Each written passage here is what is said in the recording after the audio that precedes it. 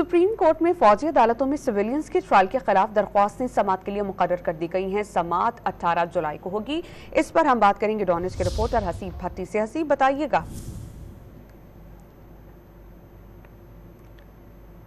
हम कोशिश करते हैं हसीब से राब्ता बहाल करें और इससे मुतालिक मजीद उनसे जानें। सुप्रीम कोर्ट में फौजी अदालतों में सिविलियंस के ट्रायल के खिलाफ दरख्वास्तें समाअत के लिए मुकर्रर कर दी गई हैं।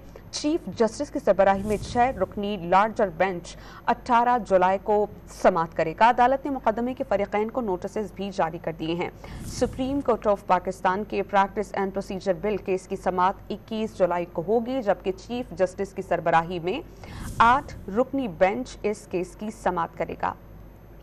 सुप्रीम कोर्ट में फौजी अदालतों में सिविलियंस के ट्रायल के खिलाफ दरख्वास्तें समाअत के लिए मुकर्रर कर दी गई हैं। चीफ जस्टिस की सरबराही में 6 रुकनी लार्जर बेंच 18 जुलाई को समाअत करेगा। इस पर हम बात करेंगे डॉनिश के रिपोर्टर हसीब भट्टी से। हसीब, बताइएगा। देखिए, फौजी अदालतों में सिविलियंस के ट्रायल के खिलाफ जो दरख्वास्तें थी वो समाअत के लिए मुकर्रर कर दी गई है।